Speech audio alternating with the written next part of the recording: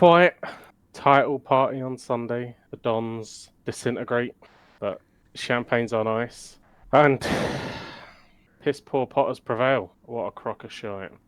This one's going to be up and down. Morg, play the intro.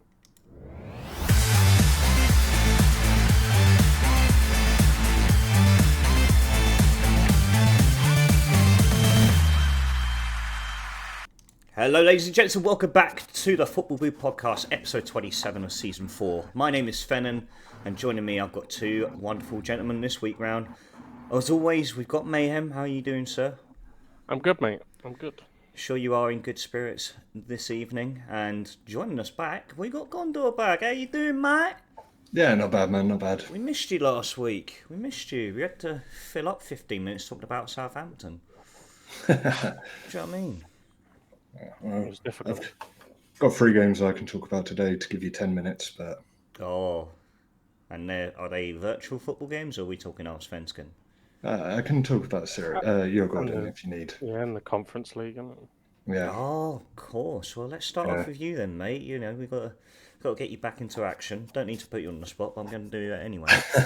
I did actually cover the Allsvenskan a little bit last week. So you spoke about the nice 1-0 victory over Sirius. I did, yes. Yeah. But of course, Djurgården were in Conference League action. Yeah, on Thursday. We got the second leg this week. Rapid Vienna, we dominated, man. We dominated at home. I'm loving the football I'm seeing from Djurgården right now. And I am actually watching, not the entire games, because we work and I'm exhausted. But sure. I'm watching a fair bit and then catching up on the highlights afterwards. And what I'm seeing from Djurgården is, like, I've not seen them play like this for years. They are super exciting to watch, but can't finish for shit. If I go back just slightly to the Sirius game, we should have been 4-5-0 up by the time we scored that first goal. Rapid Vienna as well absolutely dominated the entire match, outbeat them in all stats, and lost 1-0. Yeah, it's going to be a tough away leg, though, for sure. Yeah, so we got the away leg. But we have done this before. We've got previous in Europe and going somewhere, losing the first leg, and then scraping an aggregate victory. Yeah. So I'm just very hopeful that we can do that again. Fingers crossed they could take that momentum from the league and... Yeah. Rapid Vienna are not an easy team for us either. They're about our level, I reckon. So yeah, they're quite familiar in European football as well. So yeah, by all means. I mean, obviously they're in the quarterfinals now, and so you know they've obviously got there for a reason. And Joel obviously speaks very highly of them. It's the truth. No, they are a good team. Ask any Celtic fan, they'll tell you Rapid Vienna are absolute scum of the earth. So hopefully you turn it around. That's what I'm hoping. It is on Thursday evening as well, and we've got no work on Friday, so I've got no excuse not to go and watch the game. Yeah, boy. So that one I'm looking forward to. It is a good Friday indeed. And if you get through, surely you are going to go to the home leg of a semi-final of a European competition. I would like to try it too. I know it is not always the easiest to get tickets to a European game in Sweden. I've done it once before when I saw United versus Ajax when we hosted the Europa League final. But I would probably... I'll try to get tickets. 2, please. I'll see what I can do. Depends when it is. When would be the semi-final? Semi-final from now would be, I imagine, back end of next April. Week surely. Yeah, back end of April. I imagine it will be next week or the week after. Yeah, I don't think it won't be back to back because probably a 2-week gap then. 1st of May, 8th of May. Oh wow, that is late. How But then late again, is- they tend to push like the European competitions a little bit further back. Like you see, like the Champions League now takes place in like June or whatever. Yeah, because the final takes place on the 28th of May. So it looks like they're trying to still put quite late. 2 weeks between. the Conference League is that? Yeah, they'll play Yeah, the Conference League the Conference first, then League. the Europa League, then the Champions League. Does that mean that when we're away, Morg, that we've got all these finals to watch? Oh, I guess so. Whatever will you do? Oh no, we're trying to seek out activities to do during the day to break up the drinking, but I think that's You're not going to stop drinking while you watch these games. That's only going to enhance it, really. 31st of May. 31st of May. Yeah, we'll be in. Champions League. Yeah. We'll be there for Yeah, that. but I assume But there is one game I can't talk about for Djurgården though because I refused to watch it. Didn't want to know anything to do with it. I actually walked past all the fans going to the stadium because I was meeting up with a friend. And we decided to walk for whatever reason to get to his place from the city. And we walked past all of the fans and I was asked if I wanted to find a ticket last minute because there's probably scalpers. And I just said, nope, because I know the result. Djurgården had a Stockholm derby this weekend. They always lose them Yep. as well. I've been supporting Djurgården for 10 years since I moved here, and I've only seen them beat a Stockholm team twice. Yeah. Bearing in mind we play 4 Stockholm games a season, sometimes more if we draw them in the cup. It's not a great return. So I haven't even looked at the highlights of that one yet. I will at some point. Nah, you don't need to. You're fine. I'm terrified to watch that game. No, absolutely not. But Mayhem, it was almost party time over the weekend. Now, of course, the result was amazing. Job was done in the first half. Reo Hatate brace, goal of the season contender from Carter-Vickers, and even Anthony Ralston getting on the score sheet as well. A 5-1 victory over Killy. And it feels like it was a more familiar performance that we're used to with Celtic, and it's something we haven't really seen in the last few weeks. Yeah, Brandon rung the changes. Greg Taylor come in, and if this reaches your ears, Greg, congratulations on the birth of your newborn baby. He walked out with the child as they walked onto the field, very special. Got man of the match and was by far the best player on the field. He was substituted for Jeffrey Schlupp on the 60th minute, but it shows what we'll be losing because I don't think we're going to be able to tie him down. I think he's set on moving away, and he's going to be a hard man to replace because all the players that we've brought in, all the absolute duds. And even Jeffrey Schlupp, when he come on and tried to play that inverted role, he was nowhere near as effective as Greg Taylor. So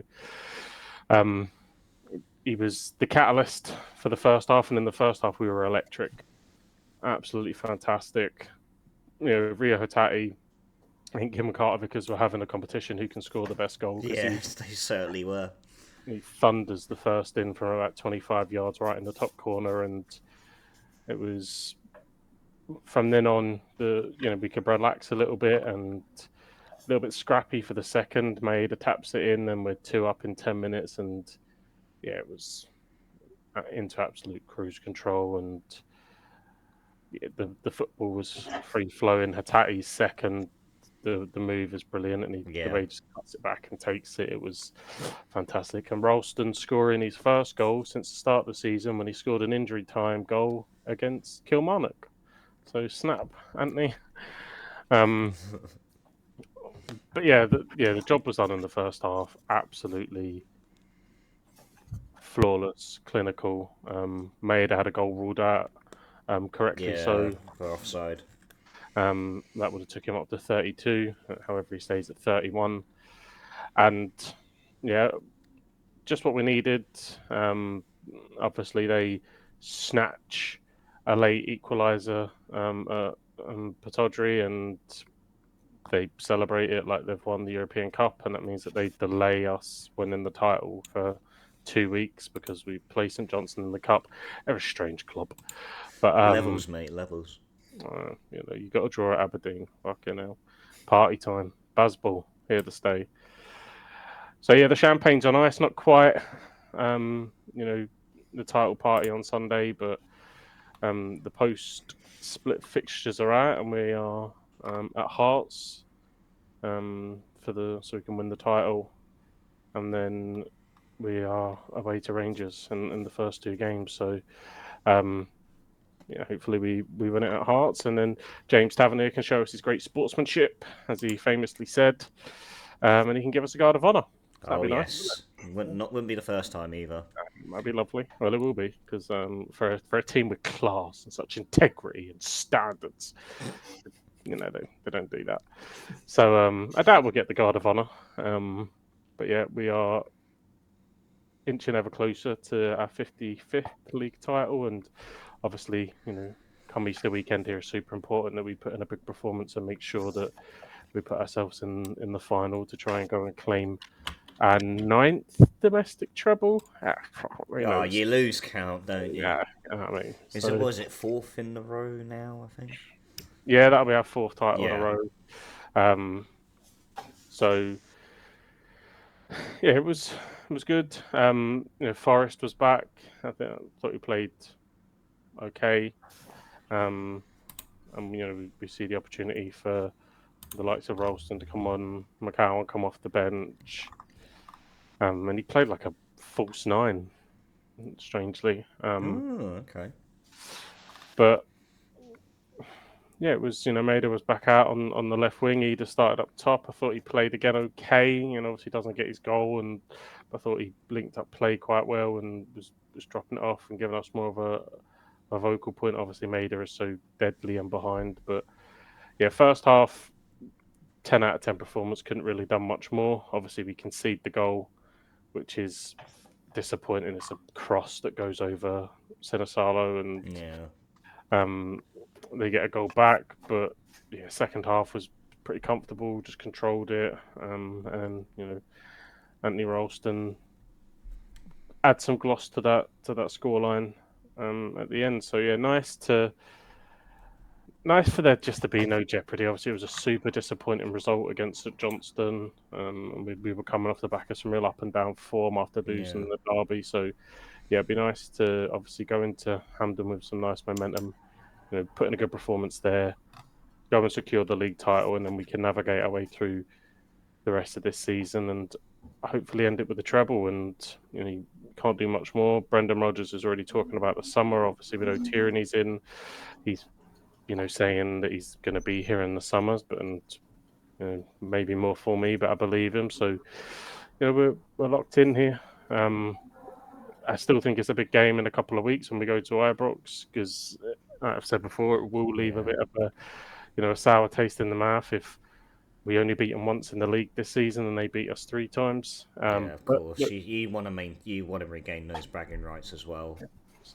Dead robbers are where that team thrives. So, with dead rubber derbies is absolutely where Rangers are at their best. So I'm sure they'll be right up for it. But let's hope we can go there and get a positive result, and that will really finish the season off nicely. And then whoever gets through, whether it be Aberdeen or Hearts, obviously we go into that final as massive favourites to clinch another treble, which will undoubtedly cap what has been a fantastic season overall. Yeah, absolutely. No, it's been a phenomenal season all round, and of course, winning the treble and wrapping up the league title within the next fortnight will really rubber stamp what a strong season it has been for Celtic. And of course, it was always going to be. It was, at the start of the season, there was, a big question mark over whether Brendan Rodgers can come back in and, just be able to build and be able to compete in Europe, be able to maintain the levels of standards domestically. And it feels like he's had a pretty good campaign overall, bar the Rangers results, of course. But yeah, look, I think he knows where he's judged in Europe. He knows the importance of doing well in that competition. But ultimately, look, domestically is your bread and butter, and in his first 2 seasons back, he has a chance to deliver 5 trophies. It's not a bad return. Across the course of this season and his first stint, I don't think we should forget, we've managed now to become the most successful club in Scotland,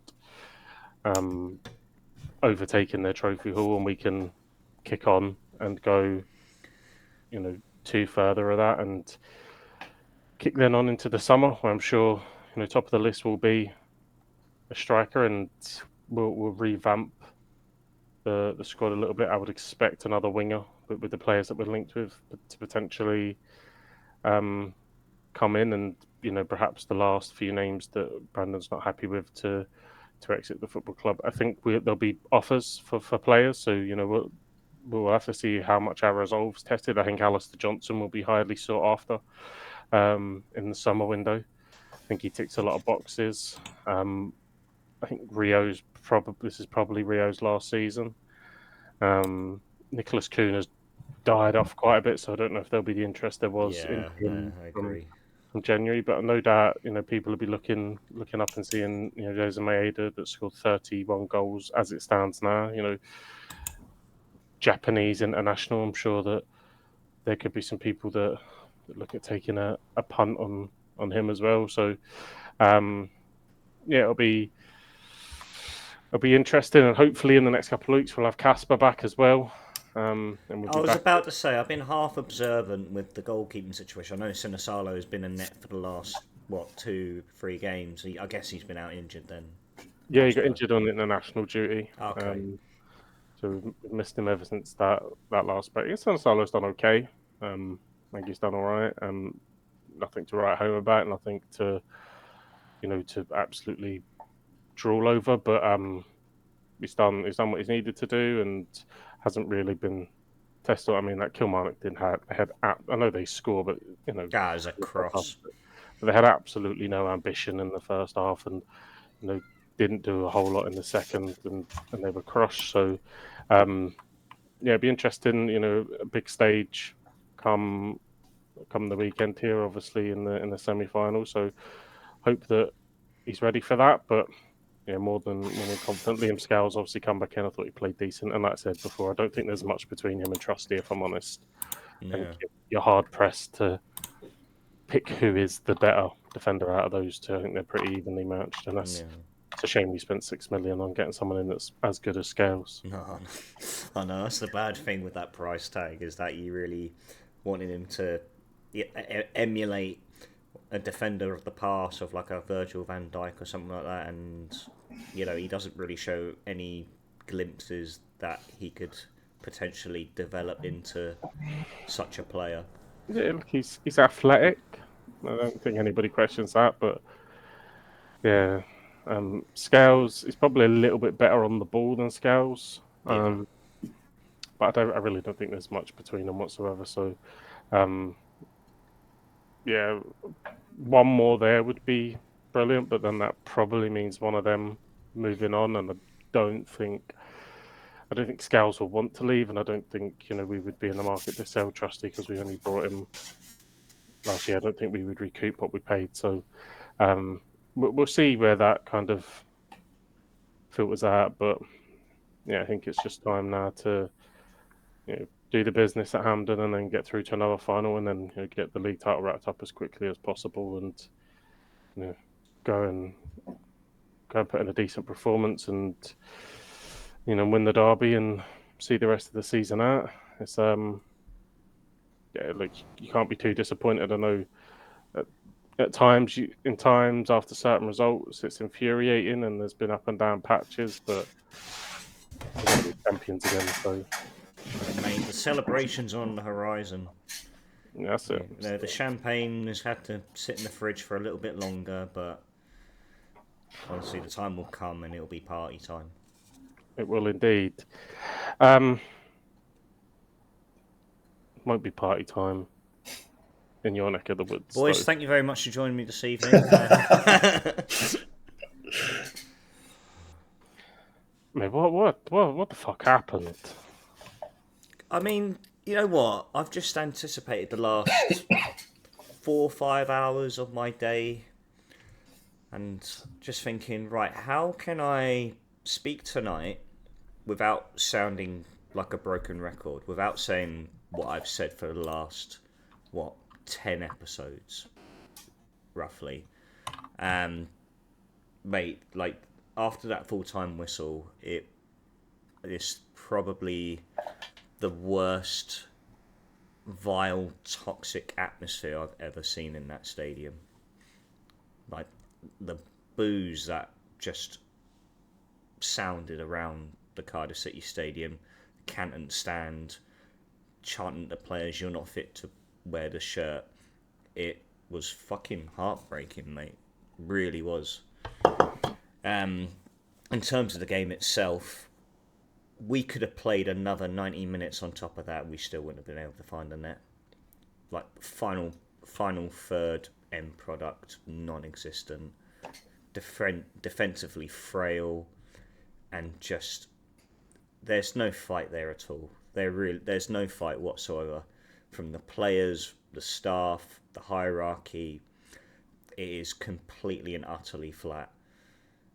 And I'm looking back now and thinking Riza should have gone in December. After Oxford on Boxing Day, he should have gone. But yet here we are now, and we're reaping the rewards of what happens when you take the cheap option. The league table doesn't lie, mate. We're in this position right now because they opted to go with the cheap option, and you get what you paid for ultimately. And that's why this is where we are. He's got to go, mate. He has got to go. Riza's got to go. Tan's got to go. Chu's got to go. Well, Dalman's got to go. Riza's not going to go, is he? He's going to be there till the end of the season. Tan isn't going to sell because the club is going to lose drastic value. This is the first time we've sat here, and I don't know if it's I owe you like 20 quid in fucking unsettled bets as well, to be honest. we get this nostalgia feeling because we've seen Cardiff down there before, and they get themselves out. I can't see it.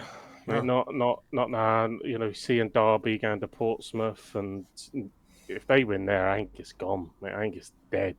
If they win there, Portsmouth scoring late gives that glimmer. But I'm thinking that you see like Plymouth are picking up results, and they're meant to be dead and buried.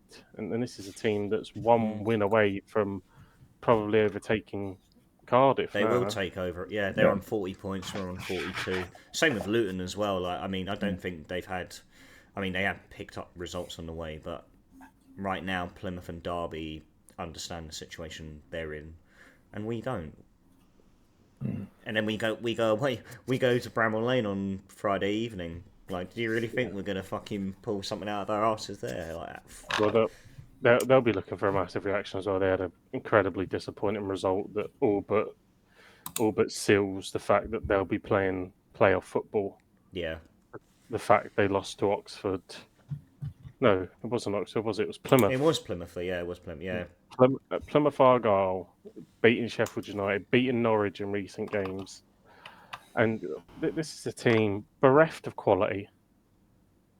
But they do have Ryan Hardy and a very nice song that goes along with him. Fair play to you. Green or me. Bit more Van Nostril boy. It's it's mad because we've only got to roll back a few months. The results and behind you there, and that seemed to be the catalyst to kick on and really dispel these relegation worries and focus on next season. And I struggle to see. Yeah. But even even if you do manage to pull yourself out, Joel, you said it already. You get a nostalgic feeling from this. It's happening regularly at the moment that you end up down in the relegation for a part of the season. So. Yeah, the outlier is finishing mid-table last season. That's the outlier. But even then, there was a part of the season. I think wasn't it the first half of the season you were struggling. God, this season we were rock bottom. Last season, No, last season we were quite steady last season. Okay. At one point we were teasing with playoffs, but then we managed to, find steady form. Like obviously we had purple patches, but then we had dry patches, and that's what really kept us where we were. But we didn't. It was the season before that where that's the one I'm thinking if it of, wasn't for Reading's point deduction, we would have gone down that season. But guess what? There's no fucking Reading this year, is there?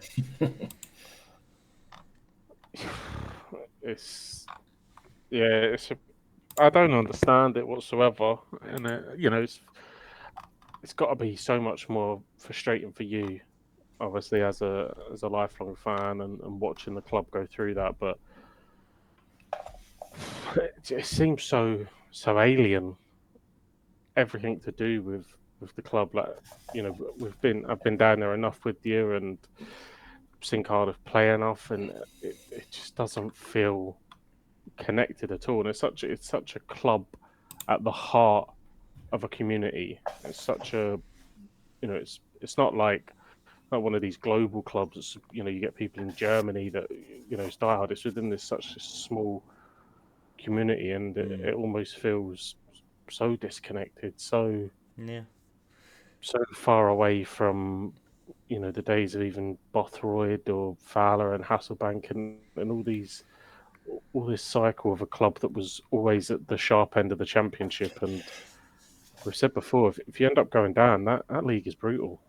It absolutely is, and like you just mentioning names there, like these key players who are, who you see as like a game changer. You go further back with you go Jason Kumas, Graham Kavanagh, even in like recent times, someone like Lee Tomlin, for example, someone who's going to come on and make that difference, and just be like, shoulder to shoulder with the rest of the lads, and be like, "Are you with me in this?" We haven't got that. We haven't got that persona in the squad at the moment. No. Yeah, and I think that's always been an identity that Cardiff have had, whether it be Peter Whitnam or, like you said, Jason Kumas. They always had this identity to build around, and it looks that like you said, they tried to bring Ramsey back. I think they tried to do that. That hasn't worked, but it seems so flat. This is it. Like I don't know who's going to get us out of this mess right now. I mean, I know there is quality there, but things on the field at the moment aren't clicking. Full stop. Nothing's clicking at all. Such a lack of confidence. Yeah. And because there's such a lack of confidence, it just spills from player to player, and you get these performances. It would be a shot in the dark. It really would, to try and say where you're going to pick up points and how you're going to get them. When Luton are coming there and winning, when Stoke are coming to your place and winning. Like, how many times have we said this is such a massive game and you just don't deliver? The back end, the second half of the season, obviously Errol Bullitt started really badly, then Omer Riza took over, but the last couple of months have been horrendous. If I'm correct, we've had 3 wins in the last 25. If I'm correct, 3 wins in the last 25 games. Which will be what? Blackburn, Swansea, and Watford, maybe? You won away. Yeah. How far back does 25 games go? I don't know, you can count, mate. It's got to kick him into December. It's got to be, I'd say Watford, Swansea and Blackburn. You could probably just you don't have to. You beat Hull in February. Oh, it's Hull then. Then Watford was too far back. 1 second. 1, 2, 2, 4, 6, 8, 10.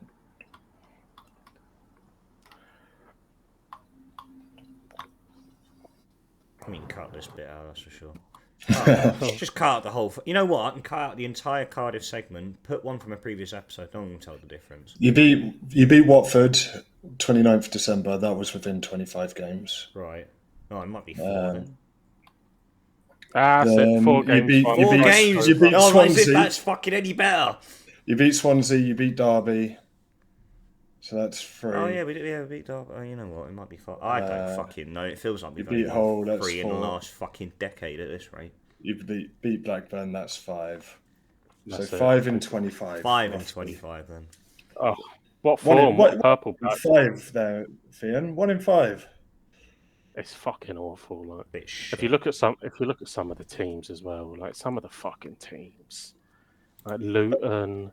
I mean, the thing is as well is whenever you look at the last 5 on a league table where it shows you the form, that essentially means that you've only had 1 green tick for the last 25 weeks. Form table the form table would be reflective of where you are. Like 100%, you're bottom 3 in form. Can't see anyone else because No, I mean, we definitely are. We've got to be rock bottom of that. You can snap check that, but yeah, fucking hell.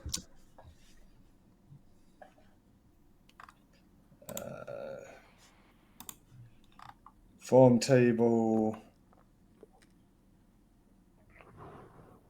I imagine you have to accept cookies to be able to see Cardiff on the screen, probably. In the last 6, is this correct? In the last 6, Cardiff are 18th. No, we're not. Oh, yeah. No, we're not. That's not correct, sure. But the teams that are dropping in form are the ones that are already quite high up on the table, so it doesn't. Well, I mean, to be 18th is in and around where you are. It makes sense, doesn't it? You're 18th in the form. Yeah. In the last 10, you're 19th. Take 18th. Yeah. But Sheffield United, Oxford, West Brom, Norwich are our final 4 games. 12 points up for grabs. I don't think we'll fucking get anywhere close to 1. I don't see it. I really don't see it. I don't know where we go from there. The pictures of Mark Harris scoring at the Cardiff City Stadium. Like, oh, fucking hell. Oh, he scored against us in the reverse fixture, but yeah, I can see him doing that again. And he'll celebrate as well. Because we gave him a lot of fucking abuse wanting him out within the last 6 months, probably a year of him being a Cardiff player.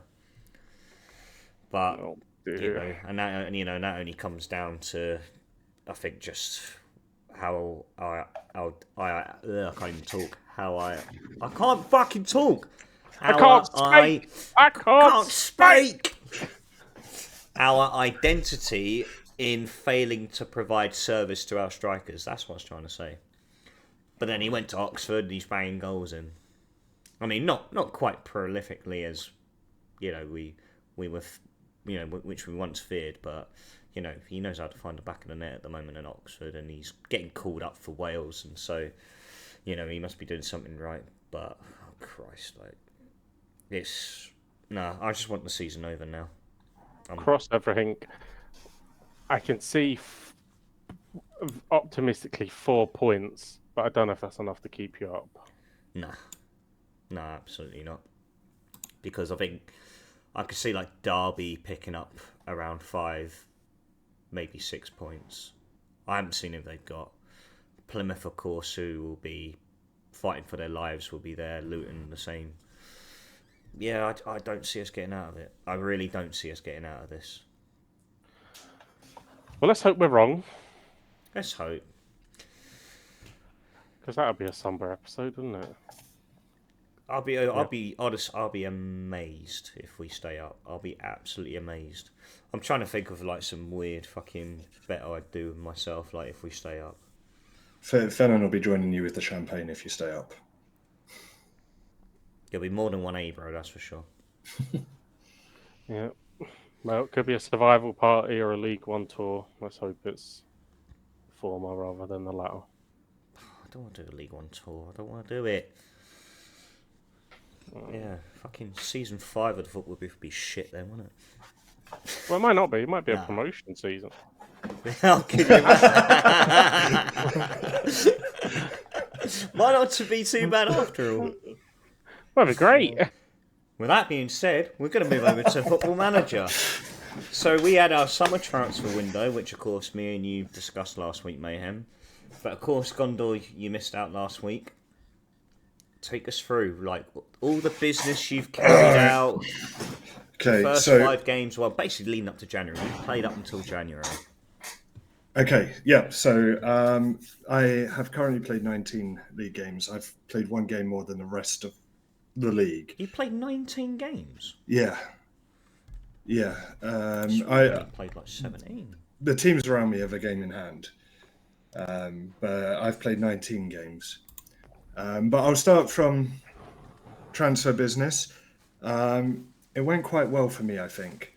So obviously, as everyone knows, Joel fucked me. Fucked me over. I'm glad you cleared that one up. Fuck me, that's a bit of grey area there, and that was frightening. He took away my wingers. So I'm playing with a 4-2-2, and I realised as we were going into the transfer window that my outside of Mooney, my key players were all wingers. Not anymore. So I immediately disappointed the entirety of my dressing room by putting them all on the transfer list and trying to convince them to leave. And so starting from the 25th of June, which is where my first sale happened, I sold a guy called Seydou Wassa. He was part of the Brest 2 team, but he gave me 130,000. We discussed it, and he was not one of the ones that I could replace. Then on the 29th of June, I sold one of my key defenders for 10 million, going up to 11.25 million. Wow. So Lilian Brazier has gone. Okay. He is one of the ones I could replace. Then I sold Gael Nzombi on a freebie, or let him go on a freebie. He's the second that I could replace. And he went on the 1st of January, but at the same time, I brought in 2 new players, both on a free. I brought in Lucas Rodriguez, who's a left winger, ironically. But he can play attacking mid, which is where I've got him playing, and he came from Tijuana. Then I signed... Tijuana, Mexico? Yeah. What was that? Christ. Then I signed on the same day a guy called Eric Exposito, who is a striker and can play attacking mid, so he's for the bench mainly. I brought him in from, Śląsk in Poland. What did you just call me? Used to play for Las Palmas. Yeah. But he's back up. He's 28 years old. I got him in on a free. He's already worth 3 million. But then I signed, spoiler alert, then I signed one of the best signings I've done in a long time. I got Maximilian Entrup. I signed him for 3.7 million, going up to 5 million, from TSV Hartberg in Austria. He's a 27-year-old Austrian. I signed him to play up top because of the need of an extra striker. The idea was he would play alongside Mooney. At this point, I sent Melamed, who was one of my few signings last season, out on loan. I'm getting 1.5 million in total while he's on loan. Is there a future fee involved in that? There is no future fee involved in this. He is coming back, so I cannot replace him. But he went to Antwerp, and he's played 15 games with 2 goals and assists.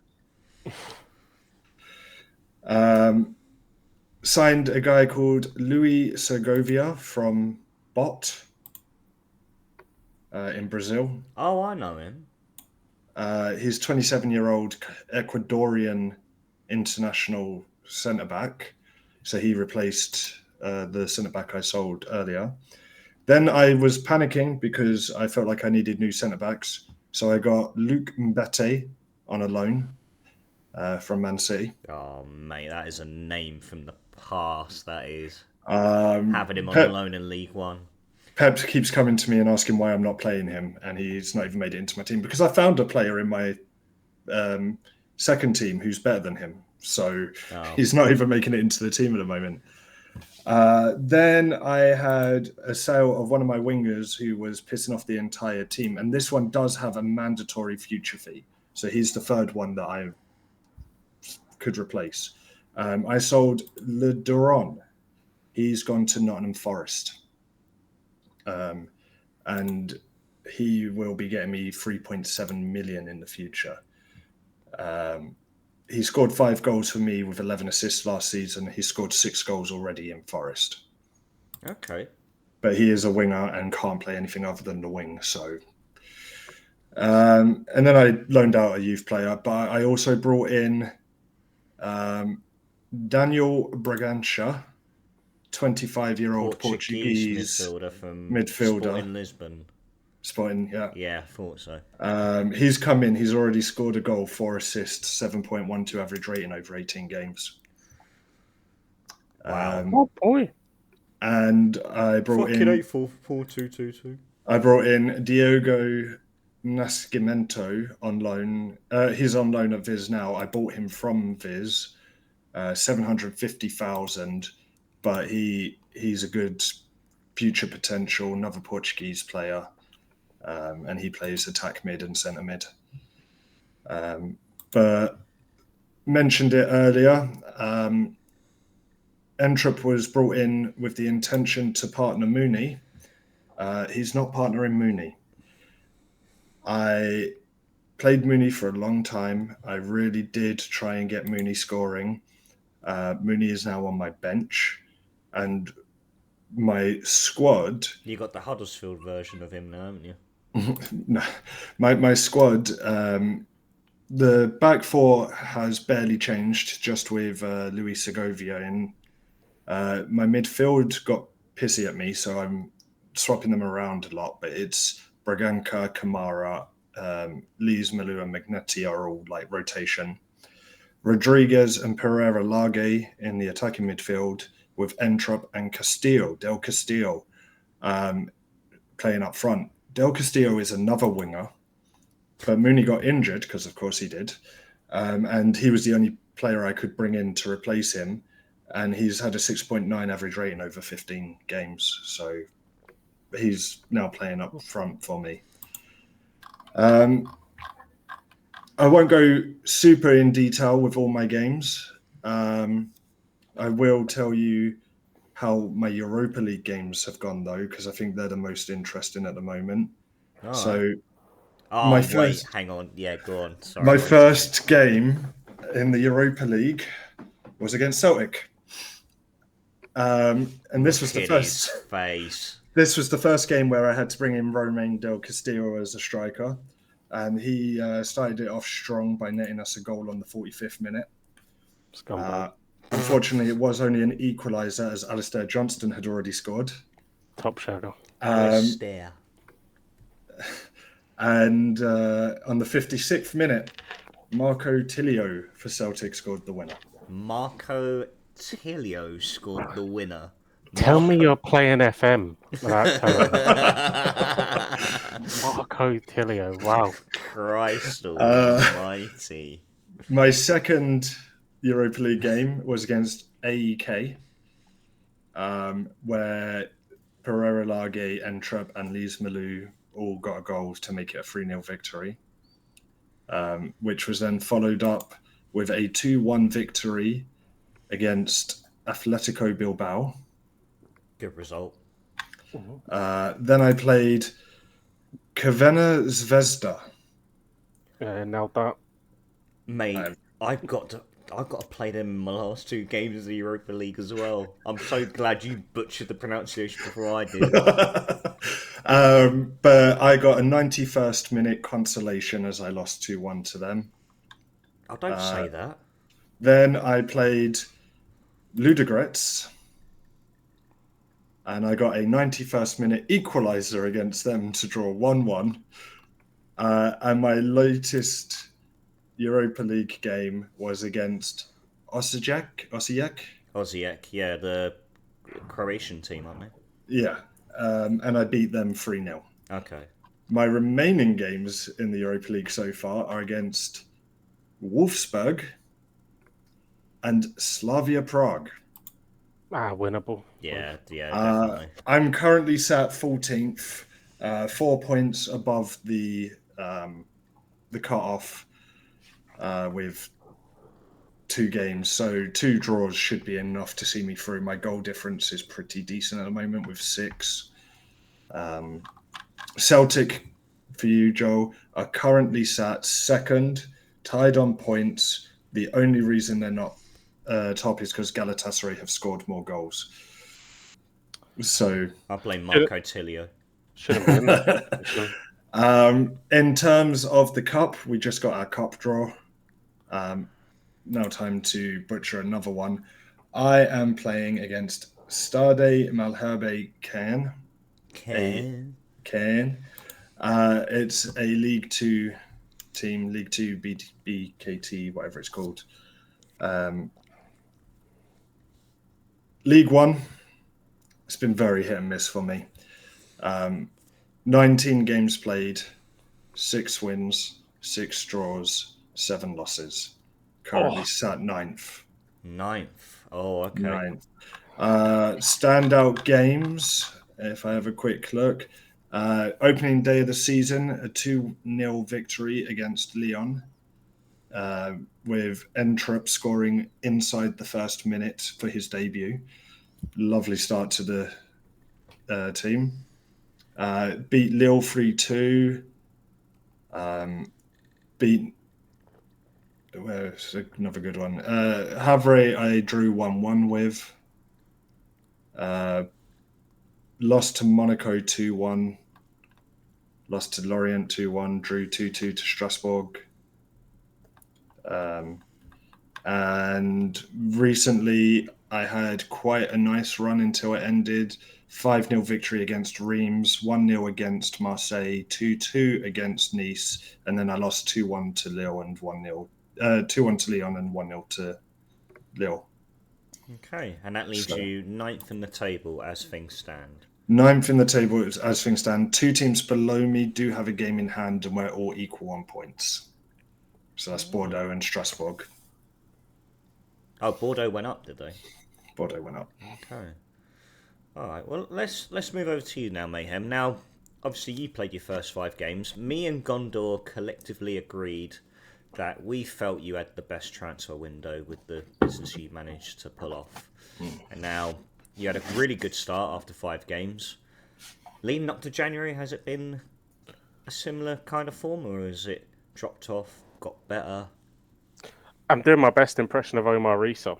To be fair, Christ, I want to hear his name again. So across the last few games of September, October, November, and December, I've won 4 games. I've drawn 2, and I have lost 7. Oh. So it's been up and down. Kind of losing to the teams I would expect to lose to, and then a few disappointing results in there as well. A lot of away games, a lot of tough home games. I'm hoping that means that the back end of the season will shine a little bit more favourable on me. Started off after the first 5 games with a 2-1 loss against Marseille, and then went away to Toulouse and won 3-1. I was then at home against Lille, which I lost with a very late goal and was very angry. I lost 2-0 to Monaco because for some reason overpowered on FM. FC Lorient drew 2-2 at home. Poor result. And again, if I'm going to kick on and do anything, then that's kind of game I need to win. Went away to Clermont and won 2-0. Lost 2-0 at home to Strasbourg. Lost 3-2 away to Nice. And then come back home against Angers and won 3-0. Lost 2-0 away to Auxerre. Lost 3-0 at home to Paris Saint-Germain. Drew 1-1 away to Reims and I battered them. And then finished on the final game, winning 3-2 away at Lyon. So I've completed a league double over Lyon, which may be my biggest accomplishment at Le Havre so far. So yeah, finished with a win. That leaves me 11th in the league, which means I'm a little bit more hopeful hearing that Stu is struggling to click with the formation, that I may be able to push, not finishing bottom of the pile. And I have been drawn away from home. I thought it was at home, but I'm actually away from home to Atente Faginis Olneoi, and I'm sure that's how you pronounce it. So. I thought you were trying to perform a ritual then or something. I thought I was reading a fucking street name in Wales, the way that they go on there. After butchering like 4 different team names already, I can't say anything. Far too many consonants in that name. No, mate, don't worry. I think, well, I haven't got any that I can really butcher. Obviously, I've told you, Stu, that we've got that. Go on, say it. That Serbian team. Say it. I haven't got it up in front of me at the moment. Is it? I could type it in the chat if you want. No, that's effort. But look, I'll go through my results now. I'm amazed where I am in the league table because I feel like in the league I haven't performed as well as I should have done. The Europa League is okay. Like you'll understand when I go through the results. But I mean, we got off to a flying start in the Europa League campaign. We played Stuttgart and we won by 4-1. And we went away to FC Nantes. We drew 1-1. Reims at home, we drew 2-2. Away to Metz, we won 3-0. Then we went into October, we played SK Rapid. I don't know if that is Rapid Vienna, I don't know. I know they're Austrian, but we were away to them, we lost 1-0. I thought it was a game that I really thought we could have at least taken a point from, but that wasn't the case. We then returned to league action. We had a goalless home draw against Strasbourg, team I just can't beat. I don't get it with Strasbourg. They're my biggest bogey team at the moment. I then went away to Lyon and won 1-0. They went back into Europa League action, home to Dinamo Zagreb, where we won 3-2. Then we lost in the league at home to Monaco by 2-1. Bounced back away to Marseille, 1-2-0. November had the worst start, where we went away to Toulouse, and we went there to lose. We lost by 4-0. That was, that stung big time. Thankfully, 4-0 was the result in the next game in the Europa League, and it was in our favour. We beat Maccabi Haifa away 4-0. There it is. And then Saint Etienne we had in the league, who are currently rock bottom at the moment, with 5 points as things stand. We beat them 3-1. Then we had the ever so beloved fixture away to PSG. We did score in that game. Unfortunately, PSG scored 4, so we lost 4-1. Their team is ridiculous, but I know it's PSG. It fucks me off. And they use 4-2-2-2 in mine as well, and they're so good. They have 50 points in my game. Bear in mind that my PSG, because I downloaded, has Kvaratskhelia in it as well. Oh, you got the updated squad then, haven't you? So, it is ridiculous. They're bringing Diogo Jota off the bench. It's just not fair. I mean, fucking Diogo Jota. See the people they're being linked with as well. Like, give me a break. Yeah, they sign anyone and everyone. They're not fun to play against, but I mean, they're sat top in my league, as you expect. That should be the challenge, really. Just try to topple them. At least we'll get a good few seasons out of it. Yeah, about 15. Exactly. Anyway, after PSG, the misery continued in the Europa League. We lost away 1-0 to St. Gallen, Swiss team. Again, just another one on paper that you'd really expect to come away with something, but we didn't. And then December came, where we had 3 fixtures, 2 in the league, 1 in the Europa League. We beat Lille 4-1 at home. We then beat Lorient 4-2 at home. And then we had Valencia at home in the Europa League, and where we drew 2-2. Get a point against Valencia, but fuck up against St. Gallen, Rapid SK, or whatever they're called. Rapid Vienna. That is Rapid Vienna. Is it Rapid Vienna? All right. Yeah, there you go. So yeah, no, I'm on the brink of the start of January. I've got a 9th round French Cup draw against Bordeaux again. Okay. Another one. Another one. Yeah, you made it to the finals last time, so Well, that's because PSG got knocked out on penalties early doors. So if that happens again, maybe there's a chance. And then my final 2 Europa League fixtures are against Villarreal and Quevedo. That was too many vowels there, Fennan. That was too many vowels. Just the one. So, yeah, as things stand in the Europa League, I'm sat 11th place. So, not bad, considering I thought the results were horrendous for most of the campaign. In the league, I'm sat 5th at the moment. I've got a game in hand over the teams around me, but there's part of me that feels there's going to be a drop-off in that sense. There really is going to be a drop-off, so we'll have to wait and see what happens there. But I'm taking partial credit for how well you're doing, by the way. Oh, why? Why would you say that? Just a little bit of advice given. Yeah. I spoke about it last week. That's so last week's news. We don't have to worry about it now. Hey, I started this off by saying, what did you discuss last week? Box-to-box midfielder for the win. Yeah. Obviously last week we spoke about what do we want to do come the end of season 2. Yes. I did run the idea past Stuart, but I thought we can sit here collectively and make a decision as to where we go from here. Yeah, about the idea about... So I think we had chatted obviously about resigning and taking up some different teams and maybe then being a step up, because this is Javier is a project. It'll take them 15 seasons to get Champions League football. Yeah.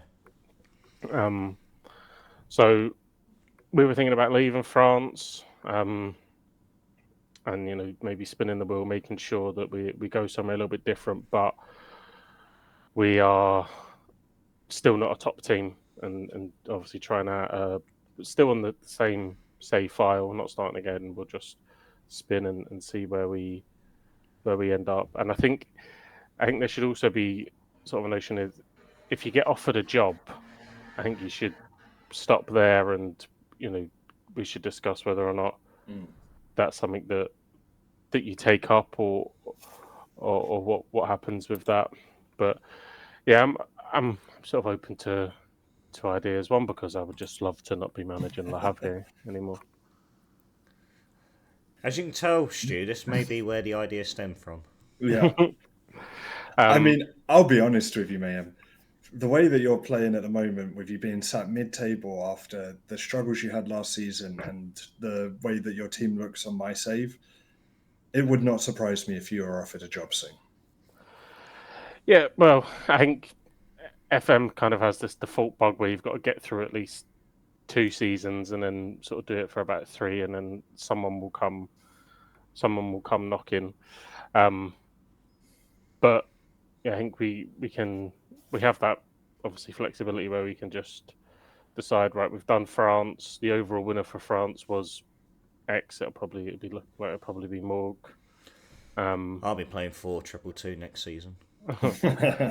And then we can check off somewhere else. I don't want to go to England because I think it's pretty easy to start winning. Yeah, I think no matter where you are in England, unless you're Southampton or the equivalent, I think it's pretty easy to build the money you get, the interest that players have to come to that league. I think it's pretty easy to put together a squad that's going to finish mid-table season in, season out, and push up the money that you get again for finishing 10th in the Premier League is nuts. So whether we go Germany, Bundesliga, I like the idea of Germany. I don't think I've ever done you know what? I think I've done one playthrough in Germany once before, and that was at your place, Mayhem, many moons ago when I did one with Wolfsburg and I got sacked in December. So, but I'd like to revisit the possibility of managing in the Bundesliga again. Yeah, and I think again it's a league where you can survive and do well, but you can also be cut adrift. There's a lot to topple in France. Like Morg, you're probably about 2 seasons away from being able to finish second. I mean, you're in the Europa League. You're in fifth. Again, if you finish there, the reputation starts to grow. You start to build. This project opens up, and you're probably a couple of seasons away from being able to deliver second or third because you're battling, the likes of maybe Marseille, Monaco. But you'll get up on an even kill with them. Well, that's what I feel at the moment with Clermont. Like I've, got them to a good place, managed to get Europa League football with them in the first season, had a good transfer window in my opinion, and I just feel just having that step up in a team, like it just like in my sense, it would be like I can compete with those in the Champions League. I think it would only be fair if, say, you finish fifth, then and we say right, these are the leagues. So we say we're going to put in Portugal, we're going to put in Spain, we're going to put in Germany, some other ones. That because you finish fifth, the teams that you get to select from are, Europa League teams because that's what you've delivered. Yeah. So that you're not missing out on that. Obviously, you will have an advantage, but France is dull. I'm not going to lie, it is dull because it is quite dull.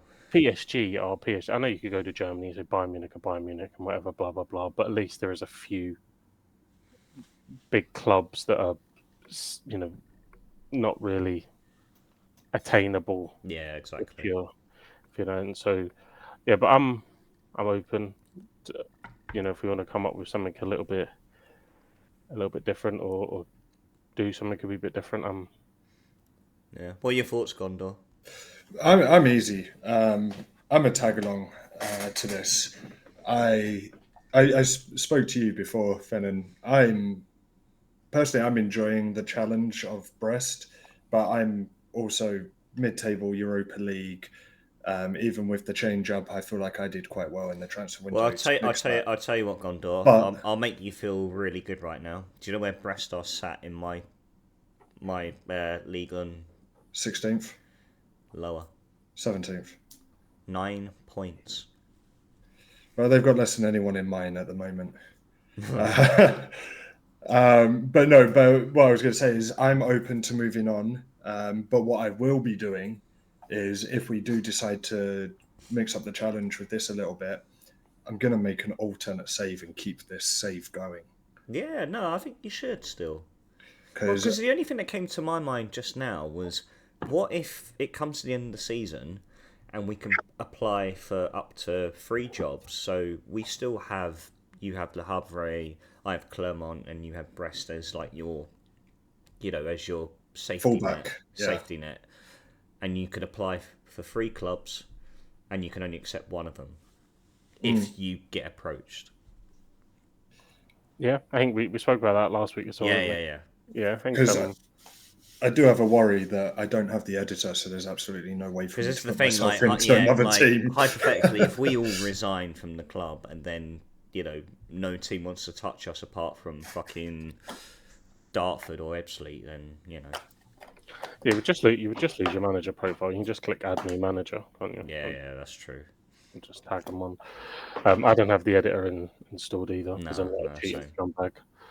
So, but yeah, we could do that. And I think, like I said, I think if we veer out, then it goes to, who can win the Champions League first, and then we're maybe not in the same league, and we're all veering off on having a trophy challenge. Path.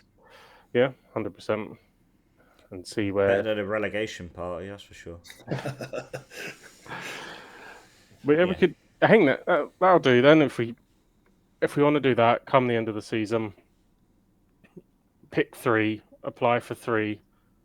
But yeah, you can only. I think we said you can only reject 2, didn't we? So, reject 2, not accept 1. You can only reject 2. Yeah. If you reject the first 2, and then all of a sudden someone left wing comes out, or that just offers you a job because they know you're applying, you're all of a sudden you're stuck in Stockport because they've come from left wing. Yeah. Fucking hell.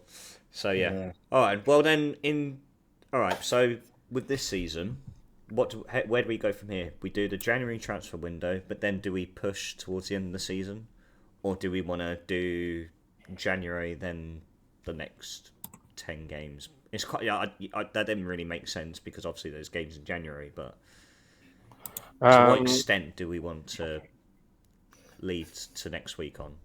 Yeah, I think if we do another 10 from here, Another 10 from here, that'll leave us 6 roughly. Yeah, pretty close to the end of the season, and then we can just round the season off in the episode afterwards. Obviously, maybe some deals in January. Yeah. I mean, I can't do anything at the moment. Yeah, I need to sell if I want to buy. And yeah, I forgot to mention whilst recording now, my goalkeeper wants to leave because I didn't bring in a fucking player who wanted to help him settle. That is one of the most stupidest fucking stipulations to put into a promise. I do want to just highlight, I'm in the same boat as you without the goalkeeper, where I can't bring anyone else in. I started the transfer window with a budget of, I think it was like 1.7 million. Yeah. I'm currently sat with 5.5 million in my transfer budget and 13,000 in my wage budget available to me. I have taken my team from a negative transfer balance to a positive one. And it's the first time I've ever been playing FM where I'm this rich and unable to spend any of it. Yeah, I think obviously we're all maxed out on signings, so I've obviously agreed. I was saying to you, Andre, I will be leaving at the end of the season. He's agreed a deal, so hopefully he fucks off in January, and that can open the door. I also have Lloris, not the great goalkeeper, but my Hugo. I knew you had a good transfer window. I didn't know it was that good. He wants to be sold, so hopefully he pisses off. Yeah. But but we'll do what we do normally. Like if there's any business that we manage to conclude in January, then we'll just let each other know in the group chat anyway. Indeed. We'll do that. But yes, boys, it's got to that time. We are going to start wrapping some things up. We're going to wrap things up. Let's hope to more. Well, I mean, it's been a positive week for you, Mayhem. Of course, Celtic are on the brink of bringing home another league title. A fantastic performance once again this past weekend, and I could see the glory days will continue. That's it, mate. Look, if we look back, if you'd have gone back 20 years ago and you'd have told a Celtic fan that they were going to be 20 years from now, we were going to be level with them on league titles. We were going to be ahead of them in trebles, ahead of them in trophies, money in the bank, all that, it would have been beyond belief. Yeah. After, the absolute cheating that they did through the 90s and everything else. So an amazing time to be a Celtic fan. We don't take it for granted. You enjoy every single one and celebrate them properly. And hopefully there's a nice treble on the horizon. And hopefully in 4 weeks' time or so, we will be talking about how Cardiff are preparing for the championship season.